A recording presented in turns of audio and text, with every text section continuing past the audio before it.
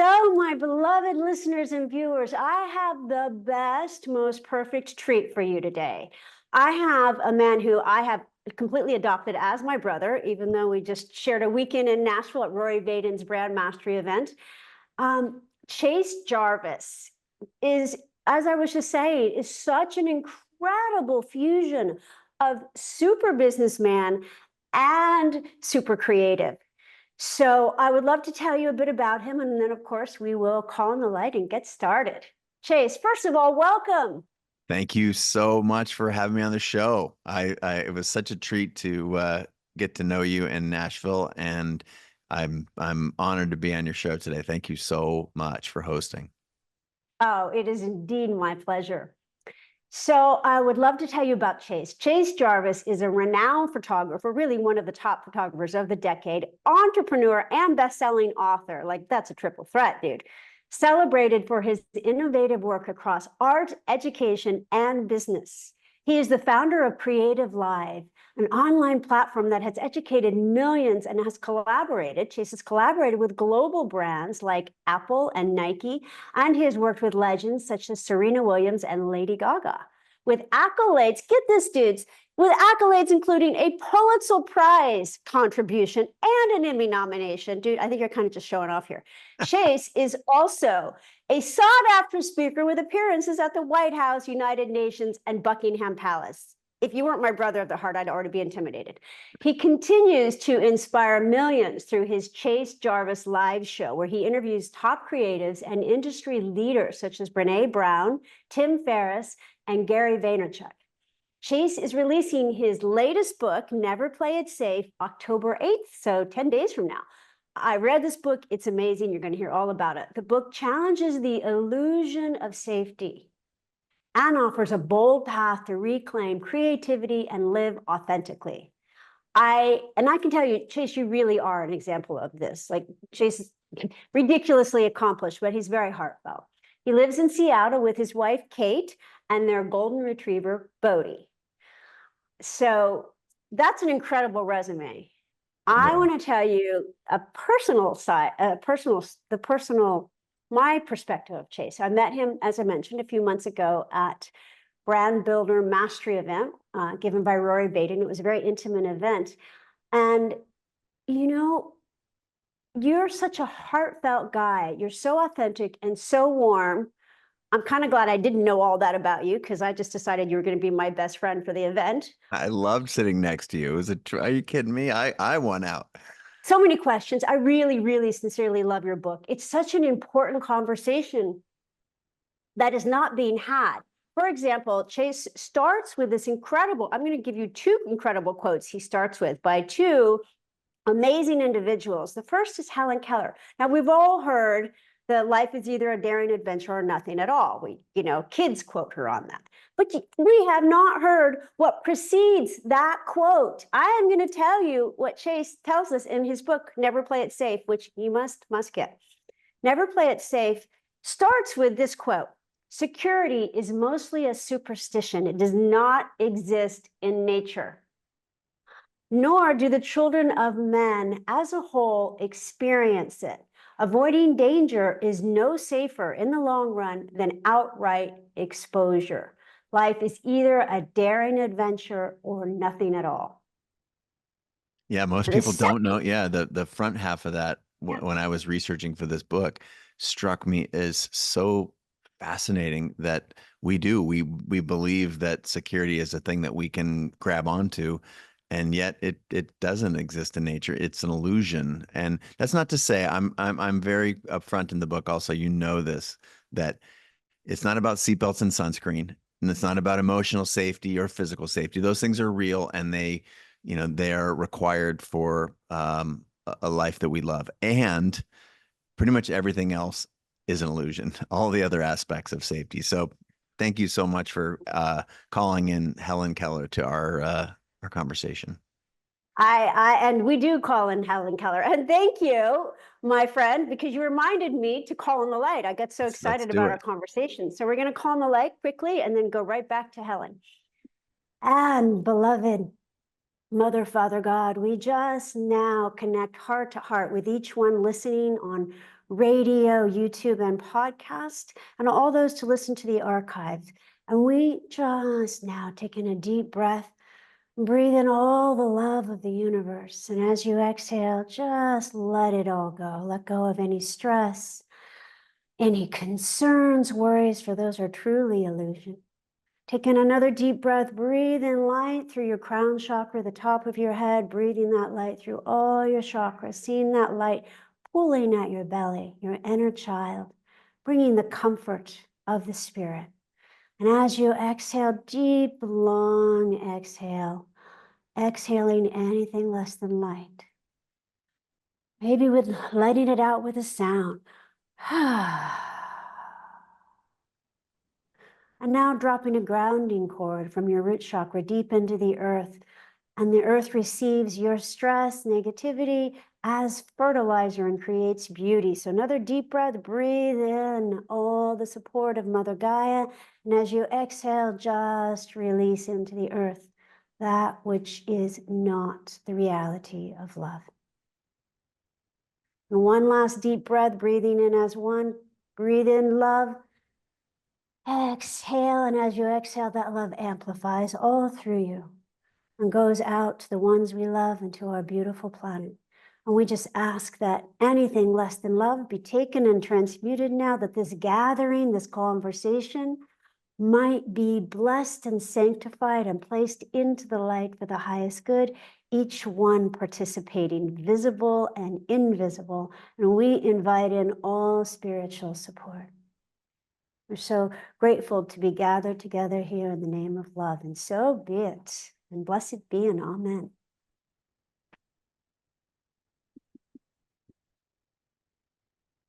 That felt good. Thank you. My pleasure. So, this conversation it's not had, right? We don't listen to the True. front part of that quote, which I'm going to repeat. Security is mostly a superstition. Now, there's another quote from another amazing person.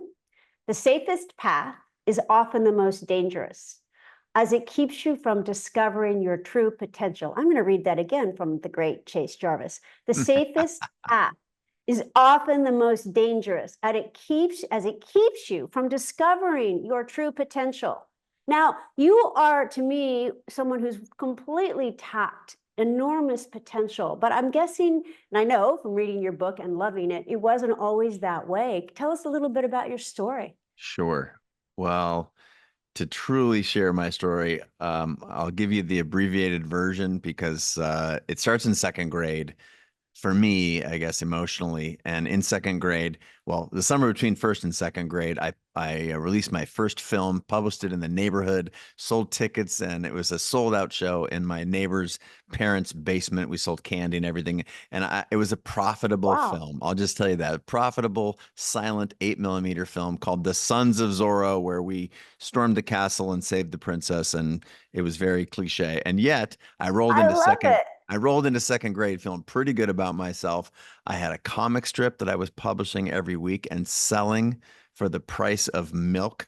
So you could either buy In your second milk grade. in second grade, and you could either buy your milk or take that, whatever it was, 25 cents, and buy my comic book. And I I had a love it. magic show. I had a stand-up comedy routine.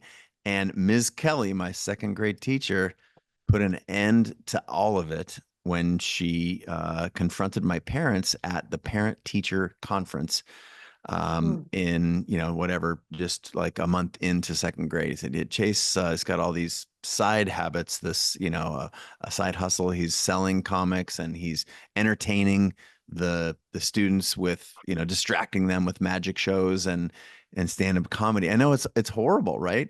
And she did tell my parents, and I overheard this bit. I walked in from the ice cream social next door just to hear them say that he's not that good at creative stuff. He should really focus on sports because we see what a good athlete he is. And so this is Oh second my grade. gosh. And you Oh. can say poor Chase, or you can just say, or I can just share with you that it didn't actually Mhm. affect me. I wasn't heartbroken, but I did want to seek approval from all the adults in my life. And I heard my second grade teacher say that. So the irony is that put me on a path for the next 10 years to do all of the stuff that my random little second grade teacher, I'm sure she didn't intend to have this much impact, but I just stepped right in line and I followed the safe path. I became the captain of the football team and dated the cheerleader and all of the things that, society was overtly suggesting were the right things to do. And inside, I was miserable. And Mm, I didn't know it because I thought I had it pretty good. I went to college on a soccer scholarship. I played in the Olympic development soccer team. I was bound for medical school. I had a chance to play professional soccer. All of these things looked like the world happening for me, but inside, I was really disconnected from that second grade creative, quirky kid. And so right. to put a bow on this, what I realized over the course of after my grandfather passed away and gifted me his camera, and I went back to Mm, being that quirky, fun kid and decided to eschew all of the things that the world wanted for me and start to listen to my own guiding light, my own compass, is that the world absolutely transformed for me. It opened up and I'd wow. realized that the universe, that the world, the culture will have you think that playing it safe, and by that I mean doing the things that everybody else is doing and the things that your parents and career counselors think we should do, um, is not the right path, and that we ought to listen to that little tiny voice inside of us who knows who we are. And it's not to say that we don't become disconnected from that voice. That happens over and over again. And then fast forward, another 25 years, and I have been able to connect the dots looking backwards. And I've realized that all of the best stuff in my life, and ironically, all of the people that I've interviewed, I have a show not dissimilar to yours, where I have the world's top performers on, and Yeah. having done 1,000 of those shows and researched for a long time, I have come to know, this is not a belief, this is knowing that all of the best stuff in life is on the other side of our comfort zone. It's on the other side Mm, of risk. It's on the other side um, of just, again, this is the term that I started using, was safety. mhm. We have to venture, we have to take risks in order to really understand what it's like to be alive. And so it occurred to me that, man, why isn't this made more clear? And what if I could think of all of my experience and the experience of the smart, wise people who've come before me, historical figures and the world's highest performers, and try and distill a framework for getting comfortable or getting uncomfortable, rather, getting on the other side of our comfort zone. And that's what I put in the book. You absolutely did, and he does go into depth in his story in the book, and it's so moving because we all have our challenges and our struggle, but that's the grit that creates the pearl out of the oyster. And to me, you're such an amazing example of that. Well, thank And you. so, And I just got to say one other thing. I'm grateful to be yeah, on the show. We open with that, but it's really important that, like, to me, this is an example of, just think of what you had to do to decide to do this show, to decide to step into your power. Like, this is what I mean when I look at everyone around me, and I think the listeners, the watchers, anyone who's participating in this conversation right now, if you look back, all of the best stuff required you to take some risk, to take a chance. And the fact that we're here today, the fact that you have this show, that you've chosen the line of the life that you've chosen for yourself, it's interesting that that's the reason that we are all here right now. oh, that's very beautiful. Thank you. And Chase's Right. show is amazing. Chase Jarvis show, easy to find. His website is super easy. I'm going to tell you all about how to find him at the end, but it's just his name, chasejarvis.com, and it's an amazing show. So, you know, you have pushed so past the boundaries of your comfort zone so many times. So bring us present now. Like, you're facing fear because there's always the next thing. There's always the Always. next level. We're always growing. We all, when the song says we've all got to serve somebody. Yep. So you're facing fear. There's the next big thing. Tell us your process of bursting through those Sure. fantasized expectations appearing real, which is an acronym for fear. Yeah. Oh, I love that. Fantasize expectations appearing real. Um, Well, I'm in an interesting point in life. I don't think I could have written this book any sooner, and yet it's the book that I wish I had when I was younger. Yes. Without going too far into the weeds, I have and a lifelong career as a creator. You listed in my bio that was you said a bunch of very kind things about me. And one of the things on that list was starting an online learning company called CreativeLive, which has gone on to serve tens of millions of people, earn hundreds of millions in revenue, and was not too long ago in 2021, it was acquired by a big public company, which is when you have investors, it was a venture capital backed company. I was the founder, but had no aspirations of running the day-to-day operations until the team that was running them just fell short of the mark, and I had to come back Mm, and fire a bunch of mm. people and do very difficult work that wasn't what I set out to do. And yet it's sort of what would you do for this? I don't have children, so it could be said that this creation was Well, something don't that was tell Bodhi that. shh, exactly, Bodhi, my golden retriever. And yet Yes. it was on the backside of this acquisition, which is a desired outcome for starting a company and having investors and whatnot. But it afforded me a window to truly reflect on what was important in my life. And it was, in this process that I looked back and said, well, what do I want to do next? And many of the things that were the most important and impactful on me were when I was in service of others. And so Mm, I started asking the question, what could I do in this next chapter? And when mm. I don't know what to do, I like to write. I started journaling, and I Oh, journaled on the same thing every day, which was, what do I really want with my life? And the ideas of being of service continued to be present in every single day. That was always a cornerstone of what would come back from wherever I was petitioning my heart, soul, spirit. And I started writing a book, and partway through writing that book, I don't know what to do, so I'm gonna write.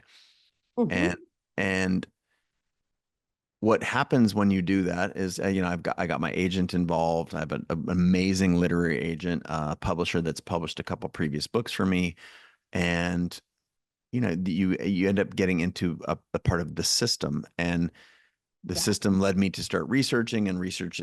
Started writing, and in short, I wrote for 13 months on the topic of the relationship between creativity and business. And it was a very tidy book. It would have sold well. And yet with 8 weeks left before my deadline, I had a sleepless night and woke up and threw everything in the trash.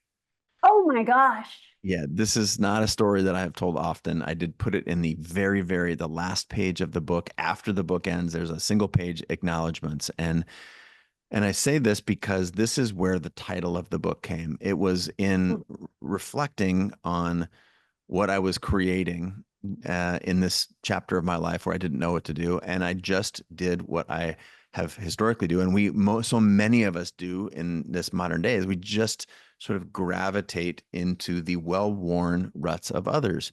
So I mhm. started writing a book. I got an advance. I started writing a book that, as I looked around, that, oh, this is the sort of the book that the world needs. And it was not the book that called to me at my core. And I, I put two pictures. Actually, I put I'll just say two artifacts, two items on my monitor where I would sit to write every morning when I sat down to write the actual book with just 8 weeks before my publisher deadline. On one corner of my monitor was a picture of my wife, and on the other, her name is Kate, and on the other Yeah. corner of my monitor was a yellow sticky that said, "Don't play it safe."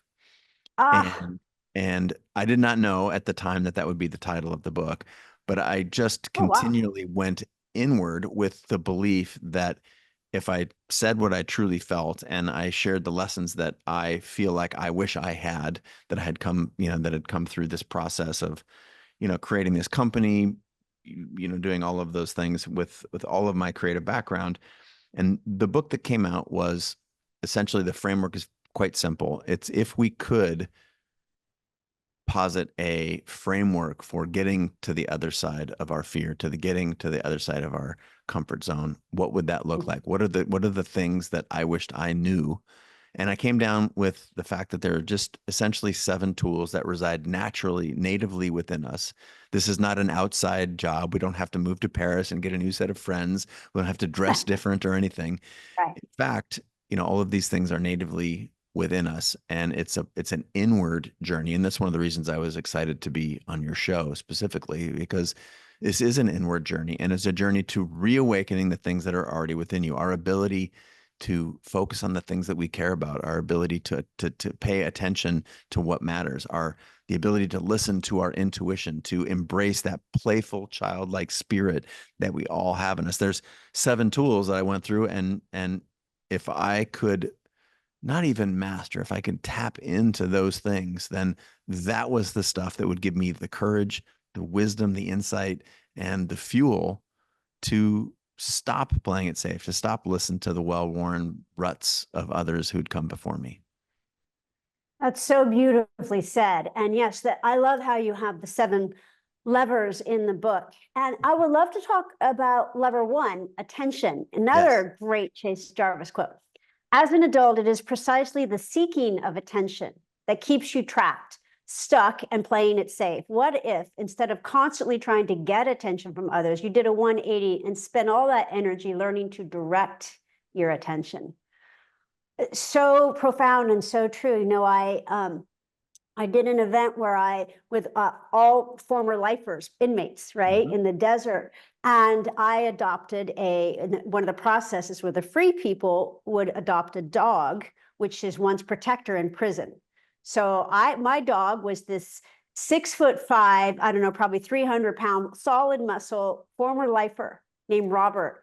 And I said to him, it's a whole story, but I said to him, Robert, we went out in the desert alone. He starts telling me about acts of violence. Was in for murder. You know, he'd just been out 6 months, and I never felt safer. Even though I'm sitting with this man who is 3 or 4 times my size, you know, literally just been out of prison after 26 years. He was in solitary for 6 years. My God. And I said, Robert, what is it like to be out after 26 years in prison? He said, well, Alicia, he said, you know, really, what's the difference? It's all an inside job. There you go. Yeah. Robert knows the thing. And this is my point, is that we all know that deep inside. And yet we get tied up in the trappings of others, and we lose the ability to direct our attention. We believe that our goal is to seek it. And as I said in that quote that you shared, thank you so much for picking that one out, is that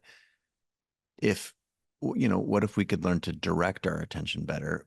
It truly, and you know this, whatever you pay attention to, it expands. And our ability to do that has largely been hijacked, and it's not on accident. And there's also simultaneously no evil overlord architecting the whole thing. This is a product of, especially in the Western world, a product of late stage capitalism. And we can either whinge about that, or we can take action in service of ourselves and the people that we love and care about. And to me, that is where I ultimately landed with attention, that it's not about trying to get it. What if we learned to direct it? And there's lots of practices, right? This is a natural state within us. If you've watched a baby, when they actually click into this, they go from not really having the ability to look at anything to eyeballs to mama, right? And then you just watch them watch the world happen. And so this is our native state. We have the ability to direct our attention to the things that we ought to be focused on. And so this is why it's a sense of remembering. And there's a bunch of activities in the book that can help us train this. And this will be not unfamiliar with your listeners and watchers at all, Alicia. It's like, meditation, prayer, mindfulness, awareness practice.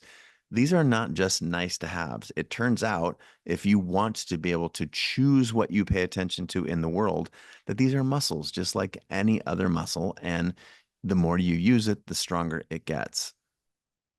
Yes, absolutely. So well said. And I have to brag about you for a moment, because I've done, I mean, not nearly, you've done many more than I have, but I've done, I don't know,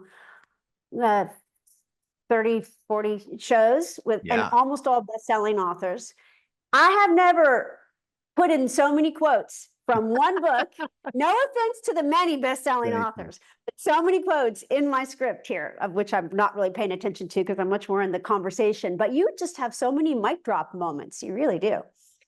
And so talking about that, for me, that focusing our attention, putting it in my parlance, on the spirit, on serving, on connecting. Yes. That was the only way I could get myself to start posting to social media, which is a necessary, I don't call it a necessary evil, but Sure. kind of, Yeah. it was to come from the inside out and see it as, rather than marketing and selling, seeing it as serving and connecting.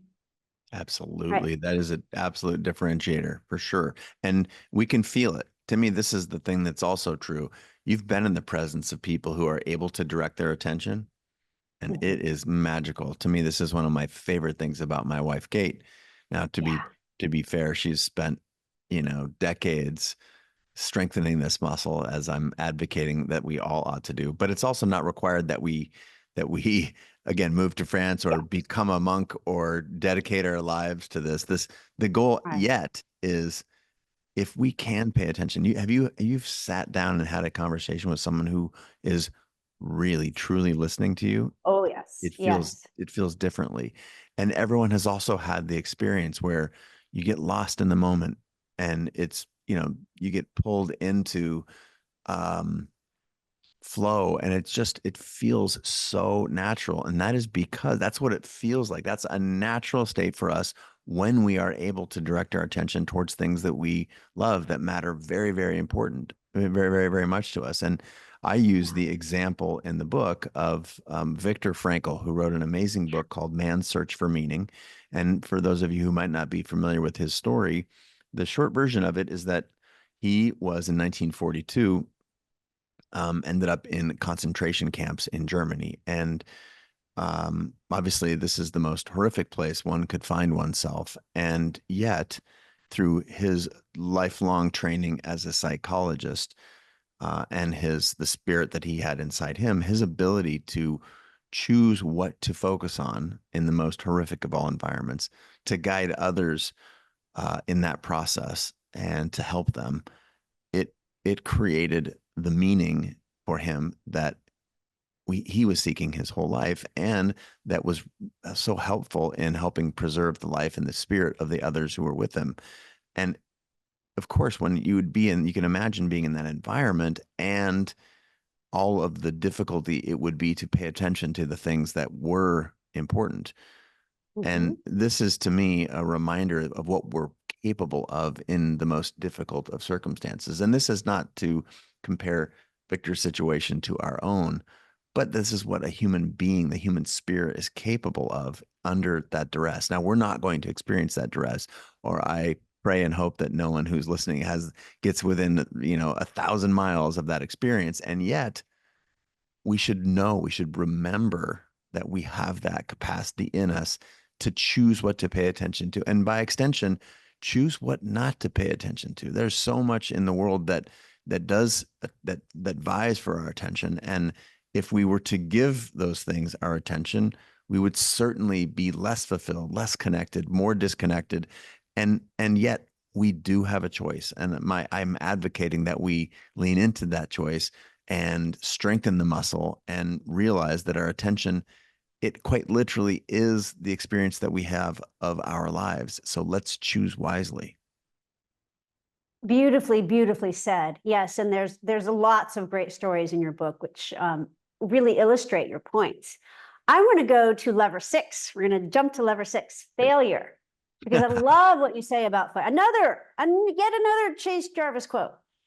So you share the story about the Everest mountain climber who turned "I'm afraid to fail" into "I'm afraid to live." Yeah.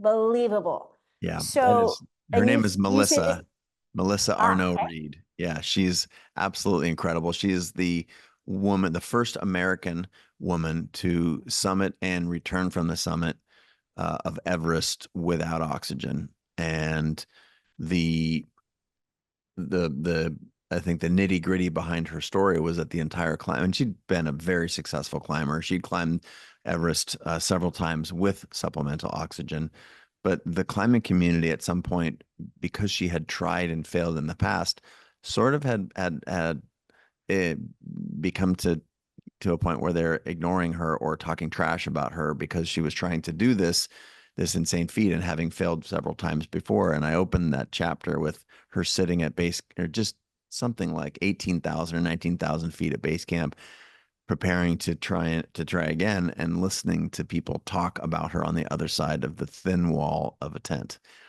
and how heartbreaking that was. And yet that was what propelled her. And it was the ability to use what she had learned in previous failed attempts to adjust her strategy and try again that ultimately made her very, very successful. And we've all experienced this. And yet, I'll just give you one other example. How many parents who are listening here, if you have an able-bodied child, after the 112th time that your child stumbled while learning to walk, how many of you said, well, I guess my kid's just not a walker? None of us Yeah. say that. And the reason is because it's absurd. And yet we so easily throw the towel in on ourselves when, we've tried something and failed one, two, or three times. So I ask the question, like, how good are you at failing, and how deep Mm. can you disconnect from that egocentric part of yourself and give it another shot with a new attitude and an incremental adaptation of what you've learned from previous tries. Beautiful. I'm gonna ask you to do something I've literally never done Oh, in one okay, of my let's go. shows. All right. So this is very personal for me because I'm from this hyper AAA family, right? Immigrant high achievers on one side. You don't want to be an Indian immigrant, like, and not be a doctor. And we weren't allowed to just be a doctor, to be a doctor and a lawyer, or a doctor and an entrepreneur. And the other side descended from signers of the Declaration, and presidents. So you don't get to fail in my family. So where I take it even one step, we'll call it worse, is going into paralysis to act. I'm trying to see, who was it? The guy who wrote, Stephen Pressfield said, "Start before you're ready." But Yes, the I'll war, the tend war to, of art. exactly, and I'll tend to think I should get it perfect. Like, for example, selling. We met at a book event, selling. My two books with Penguin Random House, Hay House. So how would you coach me to get over myself and my fear of failure, and just put it out there and start doing more events? And Sure. Mm. because it is that's what stops me, is the fear of failing. Well, thank you for being vulnerable and honest. And therein lies the first step, right? There's a reason that failure comes. It's the next to the last chapter. And it's because there's a couple of other chapters that precede it, where being able to get still enough and quiet enough and direct our attention on the things that really matter, trusting our intuition, for example, such that we become aware that, wow, this really is an Achilles heel for me. My attachment to successful outcomes, in large part because of my lineage or the people that I surround myself with. And what if I could let that go? What if that actually, the belief is that that's what propels me, but what if that actually is my anchor? So the first part you've already mastered. You said, I'm aware that this is a thing for me. So hat tip to you. Let's acknowledge starting where we are. And to hat tip also to Stephen Pressfield, start before you're ready. If Alicia's world sounds like your world, it also sounds a lot like what's inside my head. It's part of why I wrote a chapter on failure. And the rest of it is, I think, interesting, because let's go for a second to the science. And the science on failure is very clear. And whether they're studying, military operations or venture capital financing, or there's all sorts of, or gameplay, there's all sorts of ways to study the process of failure. And what the science says is very, very clear. And then it's interesting to map that onto our human experience. The science says the people who fail often, but get up and try again with a certain set of circumstances. One, they don't just try blindly. They take a second to analyze what went wrong in the previous expedition, their previous journey. They reapply themselves quickly.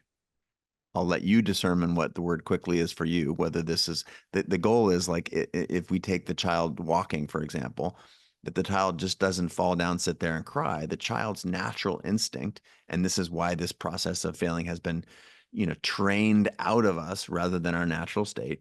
The child's instinct is to just try and get back up. And then, okay, cool. I stumbled for a second. Like, I'm going to put my hand on this chair or on mom's finger or whatever. We are naturally wired to fall down and get up again. We are wired to analyze what happened last time and what can I do slightly differently before.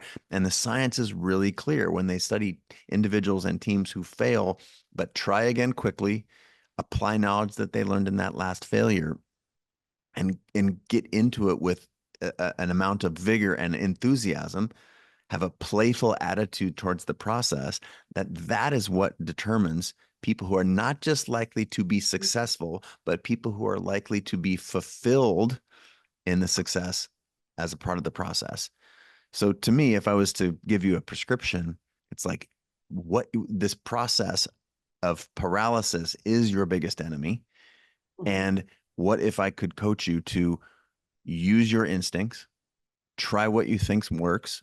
If it doesn't work, or what parts of it don't work, discard the parts that don't work, reapply to the things that do, and try yet again with joy and vigor as your guide. That is very clear what the science says. Now let's think that how does that feel internally? Of course, it requires that we take a healthy dose of parking our ego, because we are egocentric beings. That's part of how we are able to get from childhood to adulthood, right?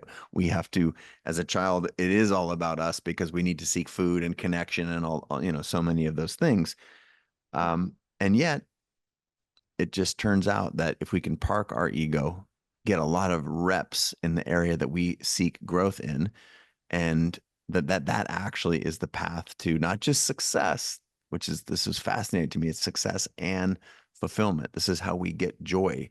This is how we feel connected to ourselves, when we can reflect and go back out and try again. So to me, I think that's an interesting lens to look at it through.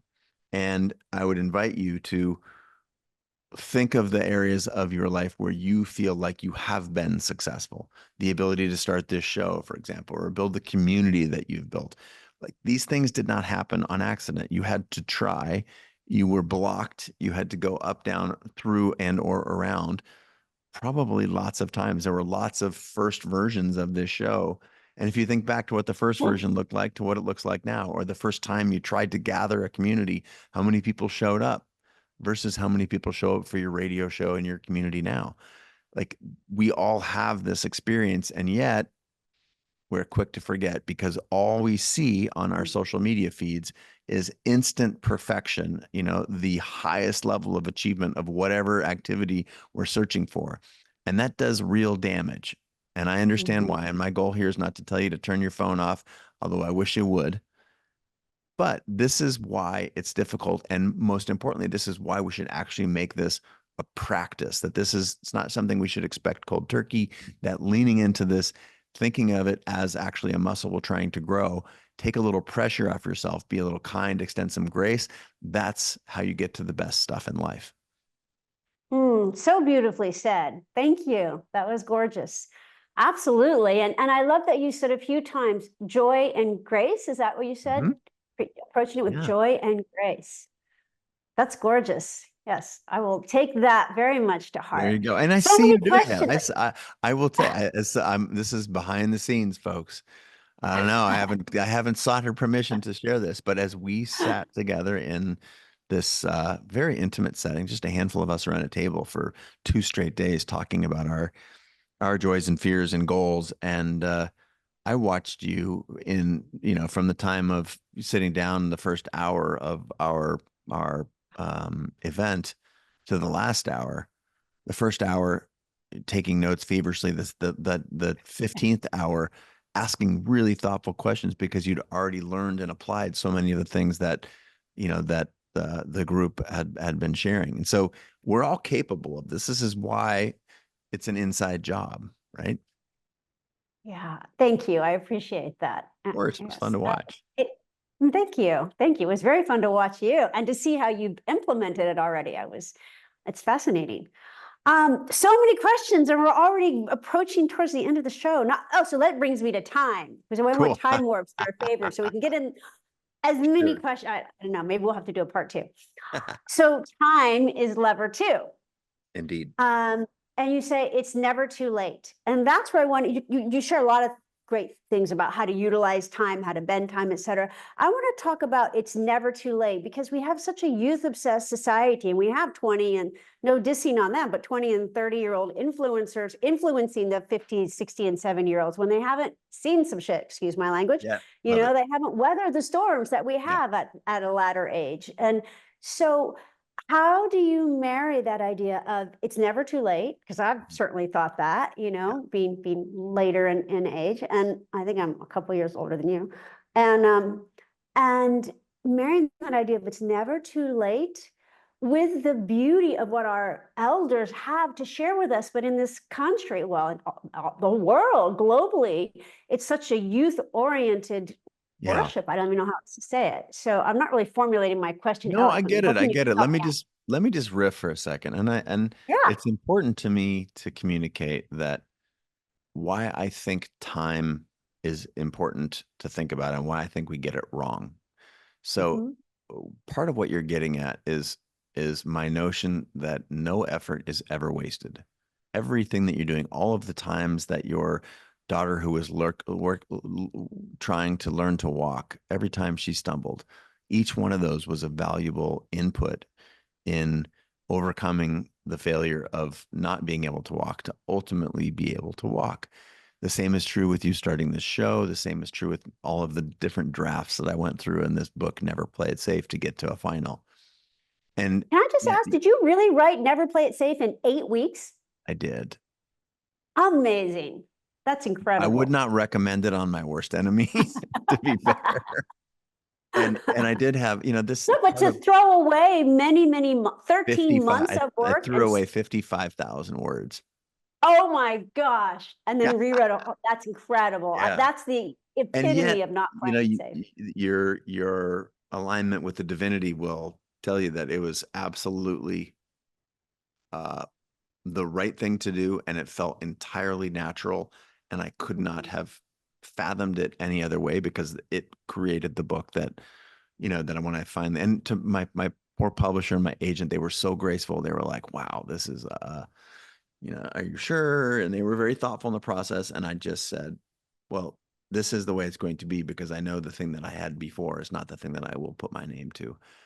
Yeah. And when I came out after working for 8 weeks and sent them the manuscript, of course, they both lost their minds and were like, this is the one. Thank you so much for taking a risk. And this is the way that the universe does reward you, to the macro point. The spirit is watching. And when we do things that are absolutely aligned with who we are, we get paid. We reap these rewards. And this is the universal reminder that, look, everything doesn't have to come together this way. And yet all of the best stuff is on the other side of taking these chances, whether this is asking someone on a date, starting a career, deciding to, put a piece of art on the wall when you otherwise would be too scared to do it. It comes in many ways. But to the point of time, we think of all of those little stumbles that we're wasting time. Oh my goodness. I can think of so many things that came out of our event together where we were like, oh man, I went down this path and I thought I was going to get X and Y and Z right with this agent or that book deal or whatever. And yet it was all required in order to get you where you are right now. And so this, first of all, application of the idea that no effort is ever wasted. Everything is happening for you, not to you. Now that can be difficult sometimes because we're faced with sometimes horrible things that happen to us. Hard things happen to great people. And yet there's this other attribute, which is time is not some conveyor belt that's moving along in the background towards our physical death. What time is it's like a sea that we are swimming in, and it absolutely ebbs and flows in the same way that our awareness does. And we've all had this experience, maybe on the negative end from a car crash, everything happened in slow motion, or on the positive side, when you were absolutely aligned with, you were with people you love, doing something that brought you so much joy. Time, like what time is it, is the last thing on your mind. You're fully present in the only thing that exists, which is the now. Yesterday is something we can't affect. The future is an illusion. We just have this series of nows. And to me, this is a very valuable way of understanding time, because it gives you permission to, in this moment, step into who you really are. And what if, to your point of this relationship between a younger generation and an older generation, I observe the younger generations feel like they have to have it all figured out by the time they're 24. And Mhm. yet, what if I told you that life is long? It sounds aghast. We all, I can't believe you're saying that, because we should live with urgency and we should try things, and absolutely. And yet it makes us do, pardon my French here, so much stupid shit, because we think we Mhm. have to have it all figured out on day one, and we Yeah. scurry around like little rodents trying to make it all happen. And yet we all know those people who are calm and thoughtful and intentional, and it just seems like, wow, they happen to get a lot done with their life. They are not in a hurry. And what if we could take a little something, a little bit of that wisdom and apply it to ourselves? Yeah, so beautiful being here now. Absolutely. Yeah, hat tip to Ramdas. yeah, we've got Ram Dass. We got a lot of folks who've come before us who are aware that presence is the most important one of the most important things that we can do with our lives. Absolutely. And you can really sense that when someone is very, as you said, when they're really listening, when they're very much present with you, and everything informs this moment. It does. It does. And this is my wish for people. What if it's never too late to start again? What if you took that attitude Mm. and you took the pressure off of yourself to be great instantly? We see people great instantly on Instagram, and yet what you don't see is that they've been working on that particular, thing for decades, if not more. And if Mhm. we can go back to this idea of grace and compassion and connection, because we were patient, how would we feel? What would we do differently? It turns out we'd probably do a lot differently. We'd move through the world with a completely different relationship to ourselves. The most important words in the world that we say are the ones that we say to ourselves. And I know that most of my unkind words to myself are about, you got it wrong, you're wasting time, you didn't get it right. And the rationale behind didn't get it right is now I have to do it again. And yet there Right. is no other way. Yeah, absolutely. That's so beautifully said.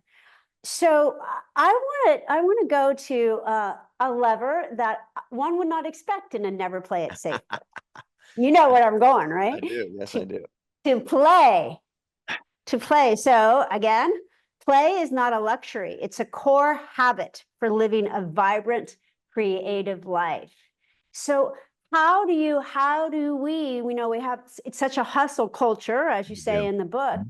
How do we prioritize play? Because that is usually the thing that hits the dirt for high achievers.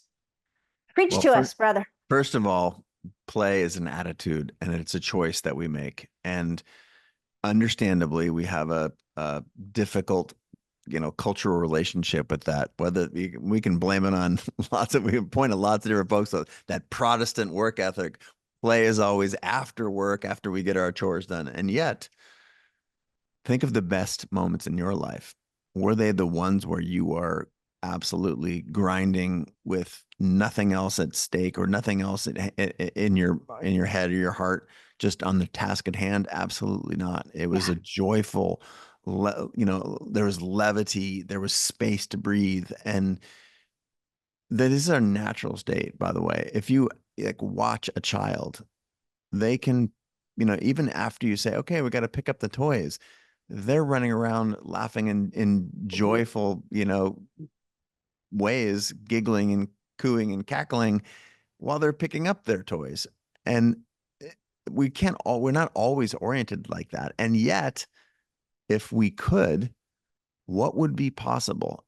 Whether this is doing the Mm. dishes, or I do an exercise in the book, and it was inspired by Lots of different inspirations. I won't go into the inspiration, but Alan Watts has a great thing about washing dishes. Just what if you could, after a dinner party when everyone goes home and you're just looking at this pile of dishes, and what if you could just find absolute joy? And he sort of is dancing and making these whooshing sounds as he's, doing the dishes. And to believe and to understand that we can do that with everything in life, that it really is an attitude that we bring to it. When you realize that that's our natural state, watching children laugh and giggle and roll on the floor, you can actually get things done. In fact, the science is also pretty clear that you get more done when you have those faculties turned on than when you don't. And this is not a faculty of, this is why it's different than the attention chapter. This is a chapter about bringing joy to everything that you do, bringing enthusiasm, a positive attitude, and a playful disposition. Like these are all possible for us, and we do see them. We see people like this, and it seems crazy, right? We see the people at the mall doing an absolutely benign job, sweeping up with their, the street sweeper or whatever. Like, and yet when we see someone bringing that level of joy to a benign task, we sort of say, God, I wish I could do that, or they must be pretending. And yet, if you ask that person, and the research has, the science has, and my experience has, those people are genuinely happier, and they're genuinely more in the moment, and they're genuinely more effective at whatever, on whatever vector you're measuring them. And that's available to all of us all the time. That's so beautiful. I experienced that, as you were going to come here in person, and I was so devastated to have to cancel that because I was in the Yes. hospital, was going to the hospital, to the ER, and Oh, yet here I am, and I've never felt better. And I was not feeling great before the show, but it's just like when you show up to serve yeah. and enjoy, that you get more of that. And I was in the ER, and it was 5 o'clock in the morning, Oh, and Lisa, I'm so sorry. and Oh, this thank you. And I still tried to oh. do the show with you that day. It I know you did. didn't And I'm quite. like, Stop sweating it, friend. We will make this happen. Please breathe easy." I know you were so sweet about it. Although I can't wait to meet you and Kate. When next time you come to LA, I have Yes, to show you the in person. self-realization fellowship. It's yes, in person. Um, so there was so it's 5 in the morning, right? It's a totally, there's people in beds in the hallway. And I'm there. This woman is sweet nurse trying to get an IV, and this very jolly older man. All of a sudden, you hear this booming voice. Two custodians talking to each other, and the woman said, "How are you, George?" And George said, "No place I'd rather be." He's in a fully packed ER with people bleeding on beds. He's walking past me, and they can't get a vein. And he is he's almost humming, Yeah. And the nurse turned. I said, "Oh my God, I love him." And the nurse said, "We all love each other," and you could feel it there. Wow. You know, Wow. that is the secret of life to me. He's literally sweeping the floor in Yep. an ER with sweeping up blood and not pretty stuff, and he's Yeah. couldn't be happy. And look, I don't want, this is not some sort of like Pollyanna. The reality is, and this is true with each of these tools, it's not easy to have a practice where you learn to direct your attention and focus on the things that you choose in any situation. Like that, it's it's work, it's practice. And yet, even the concept of work, if we put a playful attitude to this, like my goal is to live a rich, heartfelt, earnest, heart forward life. And what if I could bring enthusiasm to all of the tasks, not just the ones that look good on TV, but even the ones like sweeping the floor of the emergency room? Would that be Yeah. this? Would I feel the same, neutral, or better about my position in life if I could show up like that every day? And Yeah. this is again Gorgeous. not pretending that grief does not happen or hard things, we're not faced with hard things. And yet, all of these tools, the 7 tools that I talk about in my book, Never Play It Safe, they're all available to us at all times. The goal is first to become aware of them, and then second, to engage in a daily practice where we get to go inward, uncover these things that society and all its trappings, and frankly, we do a lot of the dirty work ourselves. So if we can reverse that process, that we will then be more able to access all of the best things in life on the other side of our comfort zone, on the other side of risk and fear. Beautiful. Let's move into a quick meditation, and I'm going to tell you how to get Chase's book, which you must get, chasejarvis.com, but we'll tell you more. We're going to move into a quick meditation. And so, everyone, if you would just open your heart and close your eyes, unless you're driving, in which case Spirit's going to do this for you. And just let's call into our field this spaciousness, this levity, this play, this joy, this focus of our attention into this moment, where as one, let's take a deep breath in and breathe in love and light and let go of fear, worry, concern, safety, and just hanging out here in the light. Allow your consciousness to expand and lift up even as you're grounded and solid in the earth. So just allow yourself to rise up into your soul, beyond the ego, beyond the concerns, knowing that who you are truly is born of pure potentiality. That spirit moves through you in a way that it does not through any other. So at this moment, I want you to just take a deep breath and let go of that fear of failure, of that distraction, of comparison. In fact, cup your hands in front of you and just put into your hands any conditioning from your past that you shouldn't, can't, won't, it's not safe, I need to be secure. Security is just an illusion. So place all that into your hands. Place there any fantasized expectations appearing real, any I'm not up to it, I'm not ready, it's not perfect, any resistance, place that in your hands. That is in the way of the true reality of your soul. Close your hands around it, tight, tight, tight. On the count of 3, we're going to lift it up into the light. 1, 2, 3, let it go. And as you do, just take a moment and see yourself doing that thing that you think is not safe, doing that thing on the other side of your comfort zone, whether it's starting those events, that membership group, that career, having that child, whatever that is, see yourself on the other side, joyous and free, having surmounted those obstacles because God is your partner, and knowing that who you are is only safe in risking it all to serve, to contribute, to give back, and to live a joyous, happy, creative, beautiful life.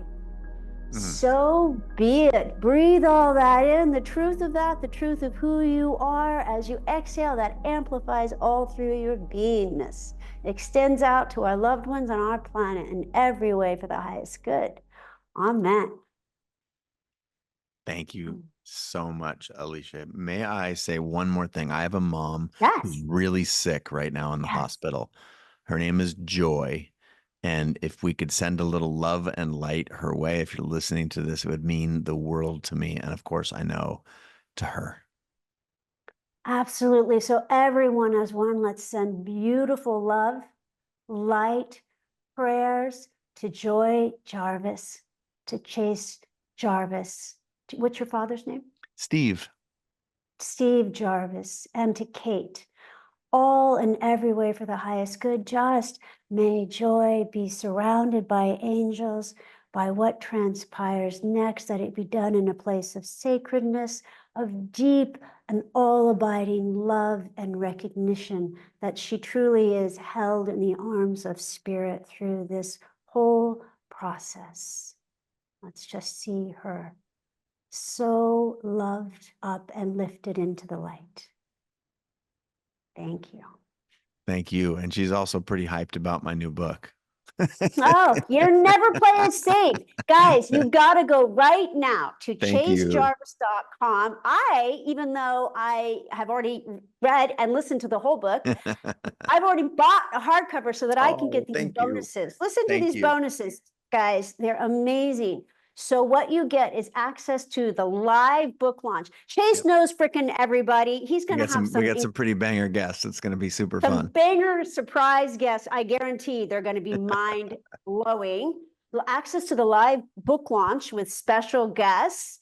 Well, I would call that priceless, but at least $130. Never Play It Safe companion workbook. So this man knows how to coach and do processes. That's going to be in his workbook. Yep. Masterclass with Chase for in-depth creativity training Yes. from the king of creativity and business. You cannot miss this. ChaseJarvis.com. It's so easy to buy the book. Buy several books. You can buy them for your whole company. Tell us more. I got nothing else to add, but a whole pile of gratitude for you for having me on the show and for being able to connect with your community. Thank you so much for what you do. You put out in the world all the love and the light, and it's really nice to be in touch with a new set of folks. So again, I'm just Chase Jarvis everywhere on the internet. I would invite you to, and the book is available everywhere books are sold. The bonuses are if you went to my site at chasejarvis.com. But thank you so much. Grateful for your time. And thanks for having me. So my pleasure. And yes, let's be in touch for sure. Because I've told you, I've already adopted you as my brother. That's right. I'll take it. I'll take it. So beautiful. Thank you. Thank you. Thank you. Listeners, ChaseJarvis.com. There's all kinds of, you can even get personal coaching with Chase, who's a Fortune 100 consultant. So go to ChaseJarvis.com. It's a beautiful book. This has been a beautiful conversation. So much love to your mom and much light ahead for you, Kate. Also, if you're on a spiritual journey and looking to go deeper, check out my free spiritual toolkit at aliciadoss.com.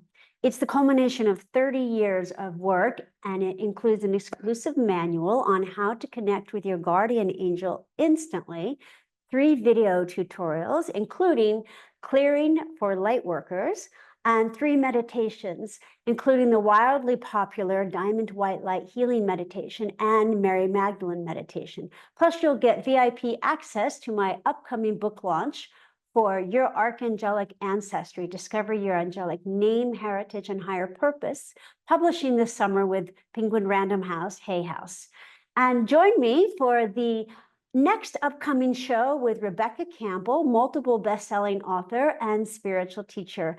Thank you so much. Thanks again, Chase, and listeners. Thank you so much, everyone. Signing off until next time. Bid you an amazing day. Thanks so much. Bye-bye. Bye, Chase. Bye, listeners. Thank you so much. Live your love. Bye for now.